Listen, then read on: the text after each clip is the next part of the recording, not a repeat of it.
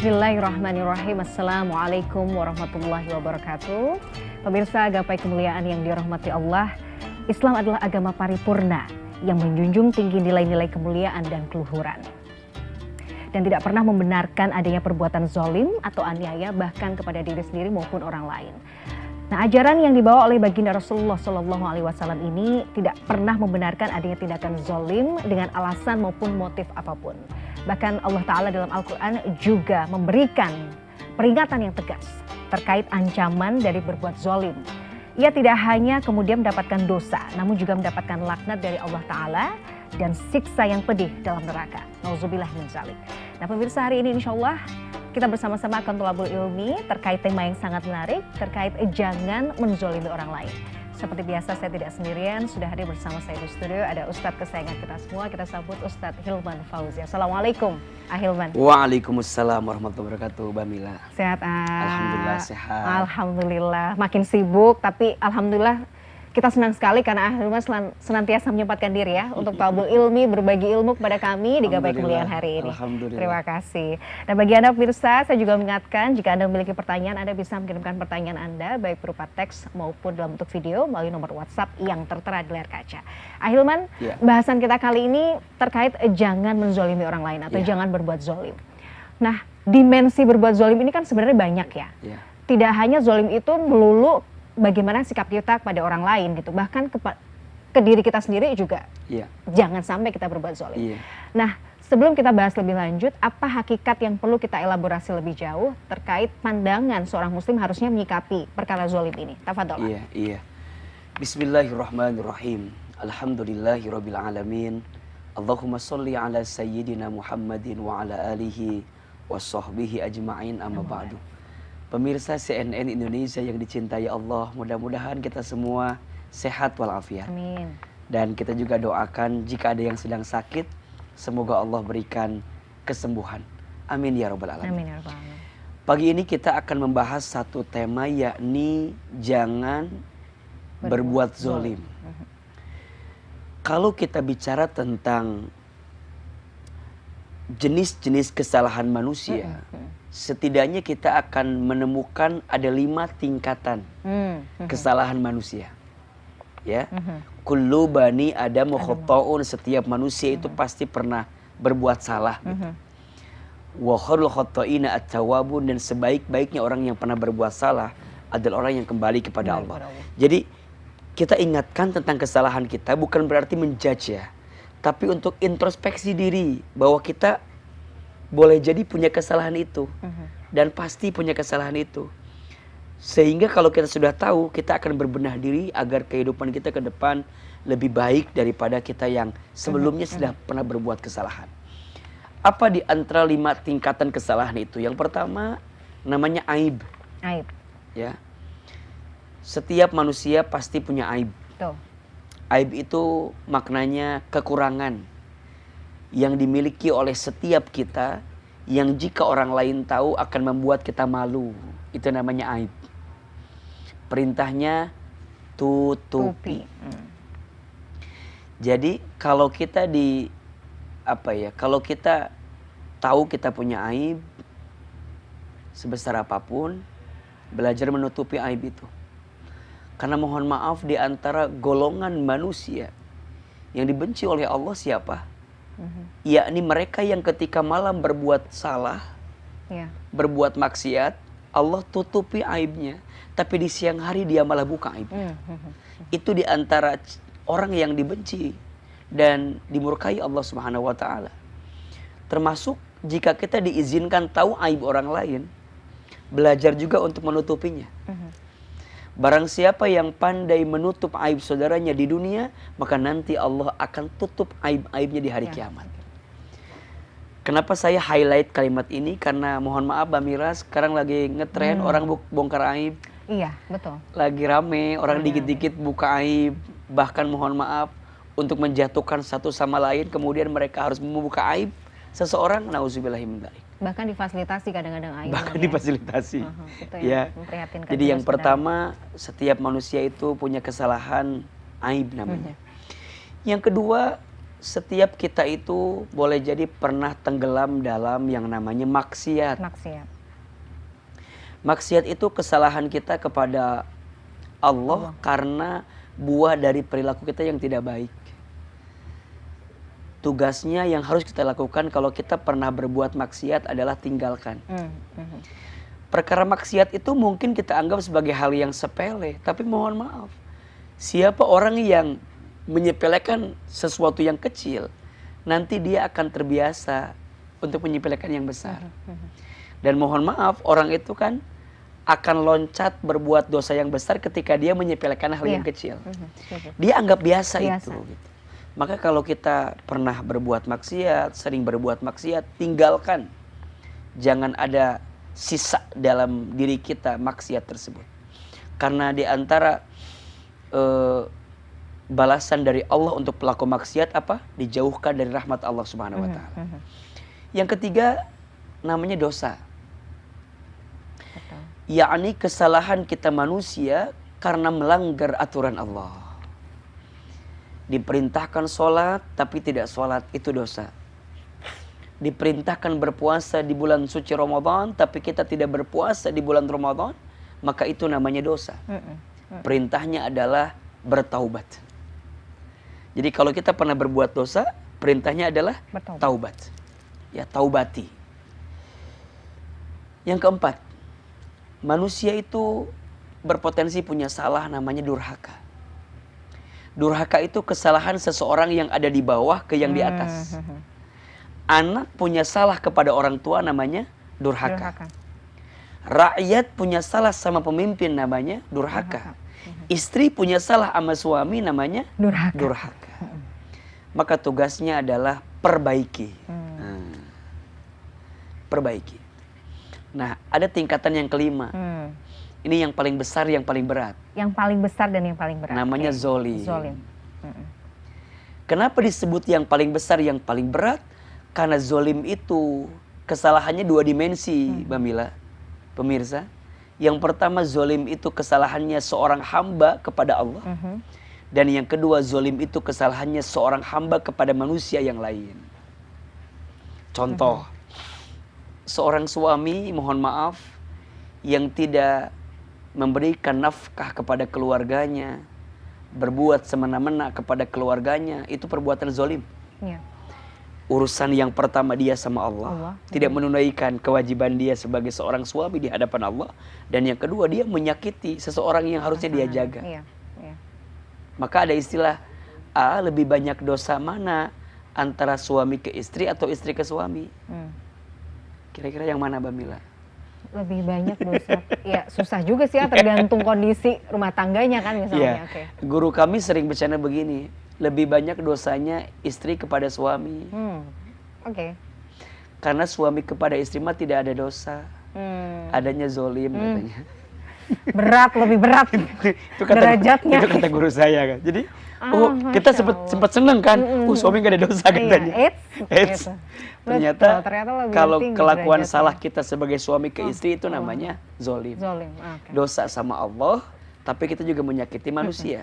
Sama, rakyat punya salah sama pemimpin namanya dosa, durhaka perilakunya. Durhaka sama pemimpin, tapi kalau pemimpin berbuat salah kepada rakyat, itu namanya zolim.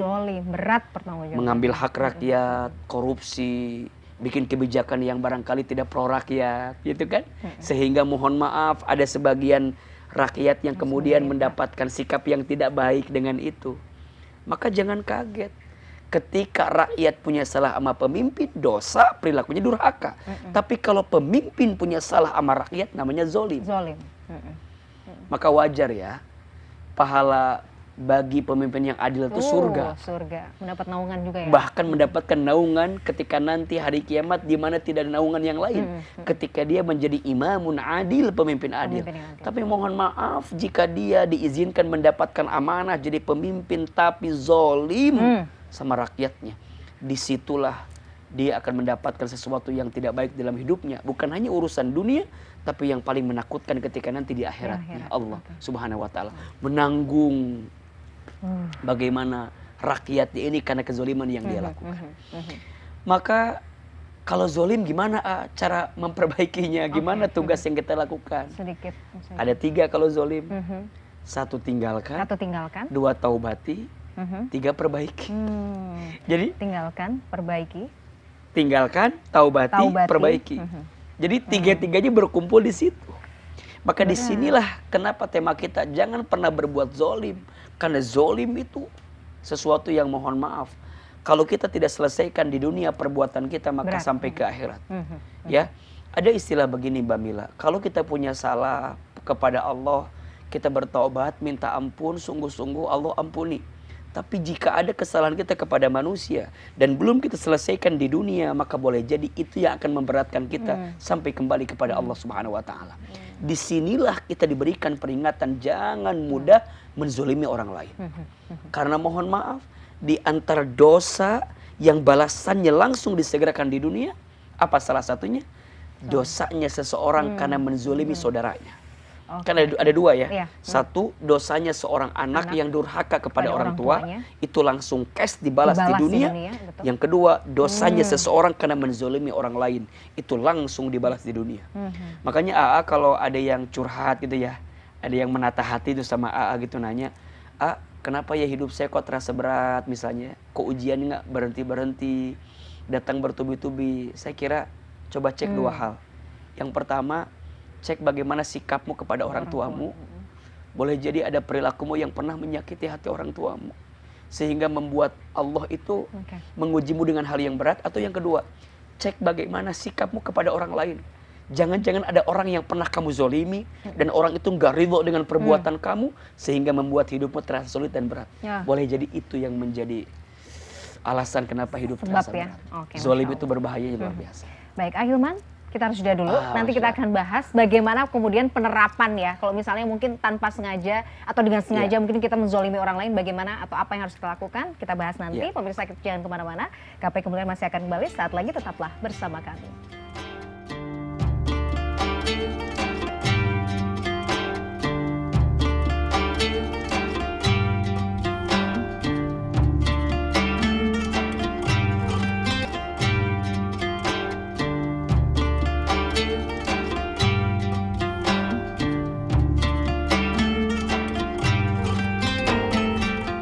Pemirsa, terima kasih Anda masih menyaksikan Gapai Kemuliaan dalam episode Jangan Berbuat Zolim. Ahilman, tadi kan disampaikan ya, kalau misalnya hidup kita sumpek, terasa gelisah, nggak tenang, coba cek deh. Pertama, hubungan dengan orang tua seperti apa. Yang kedua, apakah memang kita masih ada ganjalan dengan orang lain? Apakah kita masih punya hutang sama orang lain?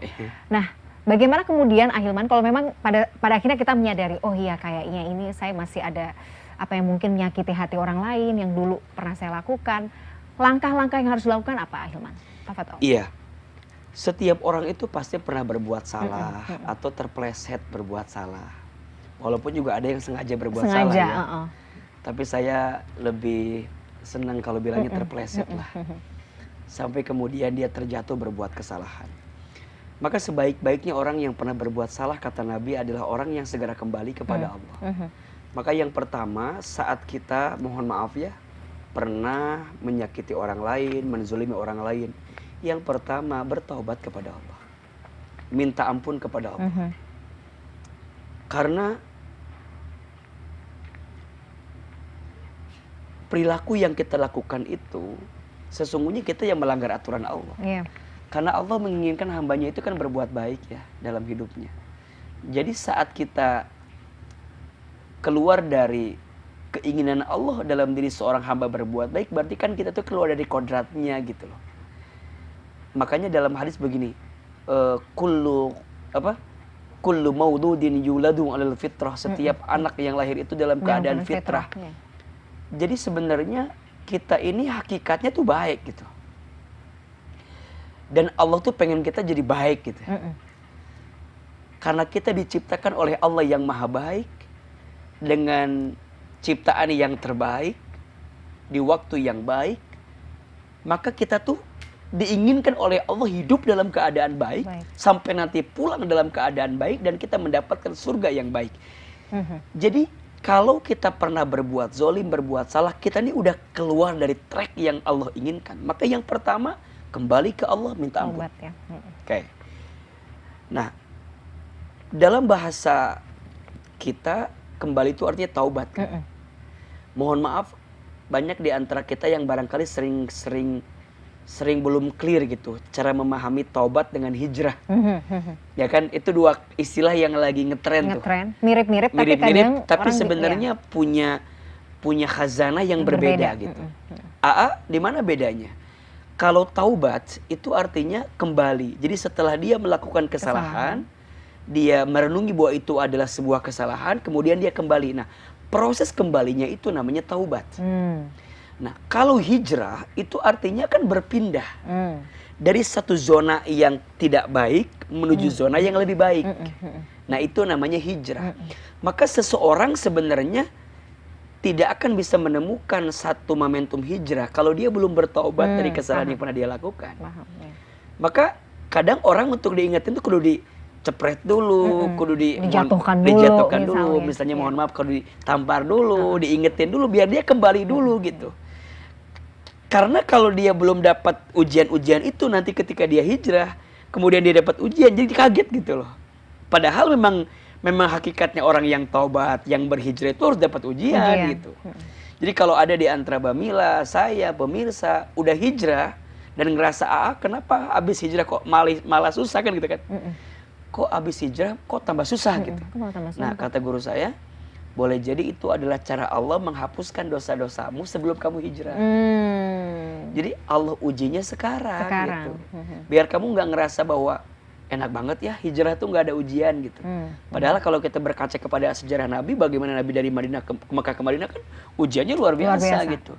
Maka salah satu hakikat dari hijrah tuh ya harus dapat ujian. Nah, tapi proses itu sebelumnya namanya taubat. Nah, jadi kalau kita punya salah, satu minta ampun ke Allah, bertaubat. Nah, bagaimana syarat taubat diterima? Ada 3. 1 menyesal. 2 berhenti. 3 berjanji. 1 menyesali semua kesalahan yang pernah kita lakukan. 2 berhenti tidak melakukan kesalahan itu lagi. Dan yang ketiga berjanji ke depan hidup kita mau lebih baik. Itu kesalahan yang dimensinya kita dengan Allah. Jadi meliputi kita sendiri aja sebenarnya. Tapi kalau ada kesalahan yang melibatkan manusia, orang lain, maka para ulama menyebutkan ditambah 1 lagi. Memperbaiki hubungan dengan orang tersebut. Memperbaiki. Nah, para ulama nambah lagi 1. Kalau urusannya hutang piutang, jadi kalau urusannya muamalah, kalau urusannya harta, ditambah lagi 1. Jadi bukan hanya memperbaiki hubungan, tapi yang melunasi, menyelesaikan hutangnya sebelum kita kembali kepada Allah Subhanahu wa Ta'ala. Jadi kalau kita punya salah sama orang, 1 bertobat ke Allah, minta ampun. Dan yang kedua, kita menyesal, berhenti, berjanji. Nah, janjinya itu kita ingin yang keempat tadi, memperbaiki dengan orang yang pernah kita sakiti. Maafkan, kalau kita disakiti, maafkan. Kalau kita salah, minta maaf. Apakah minta maaf cukup? Ya belum tentu. Kalau si orang itu sakitnya begitu dalam, maka pengorbanan kita untuk minta maaf pun lebih dalam. Nah, kalau misalnya itu tadi, orang yang mungkin kita sakiti ini belum mau memaafkan, berarti kita ikhtiarnya juga harus lebih keras dong? Harus lebih keras. Sebagaimana rasa sakit yang dia rasakan, maka sebesar itu juga yang harus kamu lakukan agar dia bisa memberikan maaf sama kamu. Nah, nanti ada lagi angle yang satu lagi, POV-nya. Nah, orang yang disakiti, seberapa luas dia melapangkan hati memaafkan orang lain gitu. Jadi tapi insya Allah sih dengan kelembutan, kalau misalnya memang kita sadar ya dengan kesalahan kita ya, seiring berjalannya waktu, hati orang yang mungkin kita sakiti juga akan lembut. Dan jangan sampai mohon maaf juga, kita yang dalam tanda kutip pernah disakiti, kita lihat orang yang pernah menyakiti kita tuh udah effort banget gitu. Udah minta maaf, udah berbuat baik, udah memperbaiki semuanya lah. Tapi kita masih belum ngasih maaf. Jangan-jangan yang zolim bukan dia. Oh iya, betul. Setuju. Jangan-jangan yang zolim kita. Setuju. Padahal kita punya kesempatan untuk melapangkan hati, memaafkan dia. Itu sebenarnya bagian dari celah kita bisa mendapat pahala. Betul. Tapi kenapa kita enggak? Makanya ketika ada yang bertanya, kalau ada orang yang minta maaf sama kita, terus kita nggak maafin, boleh apa enggak?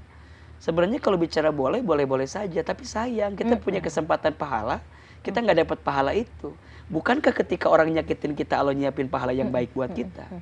Makanya ada pertanyaan selanjutnya, kalau ada orang yang nyakitin kita, terus kita balas nyakitin sama dia, boleh nggak? Boleh. Ya boleh aja, Boleh. tapi gitu kan Boleh, konsekuensinya. tapi ya itu. Tapi satu, kita kehilangan pahala. Yang pahala itu sebenarnya Allah siapin dengan luar biasa.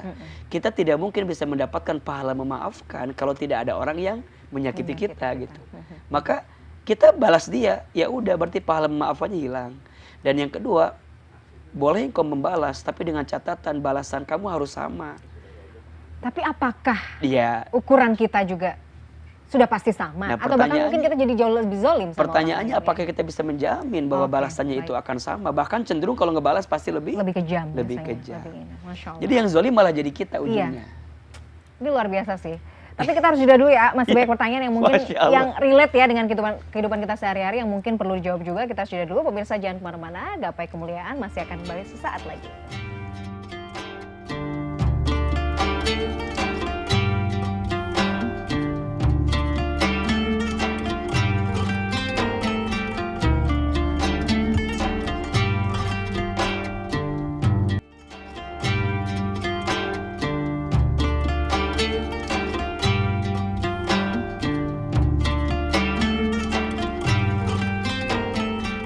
Pemirsa, terima kasih Anda masih menyaksikan Gapai Kemuliaan dalam episode Jangan Berbuat Zolim. Ahilman, bagaimana kalau misalnya case-nya kita pernah berbuat zolim dengan seseorang, tapi qadarullahnya mungkin orang yang kita sakiti sudah meninggal. Ya. Nah, kondisi-kondisi seperti ini kan juga harus diantisipasi. Sebenarnya apa yang harus kita lakukan? Nah? Iya. Pada prinsipnya kalau kita pernah berbuat kesalahan kepada orang lain, satu tadi bertobat kepada Allah, betul. minta ampun. Dua, kita memperbaiki hubungan dengan orang yang pernah kita sakiti itu. Nah, jika kemudian orangnya telah wafat, dia kan masih punya ahli waris. Dia masih punya keluarga besar. Nah, para ulama menyebutkan salah satu kebaikan kita kepada ahli warisnya atau keluarga besarnya adalah cara kita memperbaiki hubungan dengan yang bersangkutan yang telah wafat tersebut gitu. Nah, nggak ketemu keluarganya. Udah ngilang, udah saya cari di medsos sudah nggak ada. Gimana caranya? Maka salah satunya kita bisa bersedekah, niatkan untuk orang yang pernah kita sakiti itu gitu. Semoga sedekah itu yang kita niatkan buat dia jadi kebaikan buat dia yang kemudian kelak di akhirat kita bertemu ada pahala itu yang tercatat gitu. Bahwa si fulan memang pernah menyakitimu, tapi si fulan itu pernah berbuat baik untukmu, dia bersedekah atas nama dirimu. Nah, itu yang bisa menjadi sesuatu yang meringankan kita ketika nanti di akhirat. Kan sebenarnya yang paling berat tuh hisab di akhirat. Iya, itu sebenarnya yang kita takutkan. Makanya ada istilah saya tunggu di, ya kan? Iya, misalnya. Ya kan suka ada bahasa saya tunggu hisabnya di akhirat gitu. Ya, itu tidak serta-merta ditunggu begitu. Tapi artinya kalau si orang yang pernah berbuat salah itu memang sungguh-sungguh pengen minta maaf, tapi emang keadaannya susah, sulit, artinya kalau dipaksakan itu malah tidak mendatangkan maslahat dalam hidup gitu. Kan ada misalnya ini case-nya misalnya contoh gini ya. Ada orang yang pernah dekat gitu. Kemudian ya takdir mengatakan bahwa dia harus berpisah gitu. Kan pasti sakit ya. Sakit, oke. Nah, tapi orang ini ketika mau mendekati lagi bukan nggak mau dekat, tapi udah beda gitu situasinya. Kita udah punya keluarga gitu ya. Situasinya juga udah. Jadi kalau membuka hati lagi untuk malah membawa kemadorotan, bukan membawa kemaslahatan. Maka menjaga jarak dengan dia itu adalah pilihan. Itu adalah pilihan untuk menghadirkan kebaikan. Nah, rasa kesannya kan pasti ada tuh. Kok dia tuh, aku tuh berharap banyak sama dia. Kok dia nggak minta maaf sama aku gitu. Mungkin di satu sisi dia tuh pengen minta maaf, tapi emang nggak bisa gitu. Berpisah, menjaga jarak adalah pilihan terbaik selama kita di dunia gitu. Maka jangan pernah putus asa. Ya niatin aja. Ya saya sedekahlah buat orang yang pernah saya sakiti gitu. Jadi selalu ada solusi kebaikan juga sisi kebaikan yang mungkin bisa semoga Allah bisa lembutkan hati dan memaafkan kesalahan kita. Ini berkaitan sama misalnya mungkin tadi kan Ahilman sempat di awal menyebutkan zolim itu kan bentuknya macam-macam. Ada yang misalnya mungkin pemimpin kepada rakyatnya gitu ya. Nah, misalnya nih mungkin kita ada ketidakpuasan karena mungkin kebijakan tertentu kepada pemimpin kita. Ya kadang-kadang saking kita nggak bisa ngelakuin apa-apa gitu kan. Ya sudah, ini nih bener-bener deh, saya tunggu deh pertanggungjawabannya nanti di akhirat nih, misalnya pemimpin zolim loh, katakanlah begitu. Ungkapan-ungkapan seperti itu tuh sebenarnya boleh nggak sih, A? Iya. Kita sampaikan sebagai bentuk, kenapa begini banget sih? Iya. Gitu. Sebenarnya sebagai rakyat yang baik, daripada kita sibuk menghakimi pemimpin kita, lebih baik kita banyak mendoakan pemimpin Nah kita. ini sih, nih membiasakan mendoakan nih juga Iya. harus Jadi- kan sebenarnya. Jadi kita harus belajar menjadi rakyat dan masyarakat yang rajin mendoakan pemimpin. Satu kali Imam Ali bin Abi Thalib itu pernah ditanya gitu sama rakyatnya. Wahai Imam Ali, kenapa waktu zaman Umar bin Khattab kok keadaan kita kelihatannya lebih baik gitu? Kata Imam Ali bin Abi Thalib, iya karena waktu zaman Umar rakyatnya saya katanya. Bener gitu kan. Tapi Dalam waktu hati, iya. saya jadi pemimpin, kenapa keadaannya seperti ini? Karena rakyatnya kamu katanya. Seperti kamu gitu. Ini kan sebenarnya mengajarkan kita untuk introspeksi. Mohon maaf, belajarlah jadi masyarakat yang sering mendoakan pemimpin. Oh, iya. Karena doanya masyarakat kepada pemimpin itu adalah doa yang mustajab. Maka kenapa dalam khutbah Jumat salah satu kalimat doa yang harus dihadirkan adalah doa untuk para pemimpin. Iya, ya. Ya Allah, berkahi para pemimpin kami. Misalkan lembutkan hatinya. Jaga para pemimpin kami, bimbing agar setiap langkah kebijakannya mendatangkan kebaikan untuk kami. Harus mendoakan pemimpin. Nah sekarang mohon maaf, kira-kira kita lebih banyak menghakimi pemimpin kita atau lebih banyak mendoakan para pemimpin kita? Iya, iya. Harusnya di tengah situasi seperti ini, kita harus banyak mendoakan para pemimpin kita agar kemudian Allah jaga dan Allah arahkan setiap langkah kebijakannya agar mendatangkan kebaikan. Oke, Saya kira itu akan jauh lebih mulia daripada kita mencaci maki dan tidak mendatangkan kebaikan. Karena mohon maaf, misal pun ada kebijakan pemimpin kita yang kurang pas, Iya. saya percaya Tidak populis ada berjuta misalnya. kebaikan yang pernah dia lakukan. Semoga berjuta kebaikan itu bisa menjadi sesuatu yang meringankan bagi dirinya ketika nanti kembali kepada Allah Subhanahu wa taala. Jadi jangan sampai gara-gara case yang satu Tapi boleh tetap mengkritik ya? ya boleh dong. Boleh tetap Mengkritik boleh itu sebagai bagian sebagai dari tanda demokrasi dan sayangnya kita kepada para pemimpin. betul. Tapi Tapi juga itu tadi. cara mengkritiknya juga harus baik, harus bagus. Oke. Ini poin sih. Gitu. Ahilman, ini sebenarnya masih ingin kita bahas lebih lanjut, tapi Iya. apa daya, waktu juga yang harus memisahkan kita. Insya Allah nanti di lain kesempatan kita bisa bahas lebih Baik. panjang lagi ya. Terima kasih, jazakallah Sama-sama. khair. Pemirsa, tidak terasa saya sudah perjumpaan kita dalam program Gapai Kemuliaan hari ini. Semoga kajian hari ini membawa manfaat, membawa kebaikan, dan Allah Azza wa Jalla senantiasa mudahkan kita semua untuk menuntut ilmu agama. Amin ya rabbal alamin. Terima kasih atas perhatian Anda. Saya Meladia Rahma dan juga Ustadz Hilman Fauzi undur diri. Insya Allah kita akan jumpa lagi pada episode yang akan datang. Subhanakallahumma wa bihamdika, asyhadu an la ilaha illa anta, astaghfiruka wa atubu ilaik. Wassalamualaikum warahmatullahi wabarakatuh. Waalaikumsalam. Oke.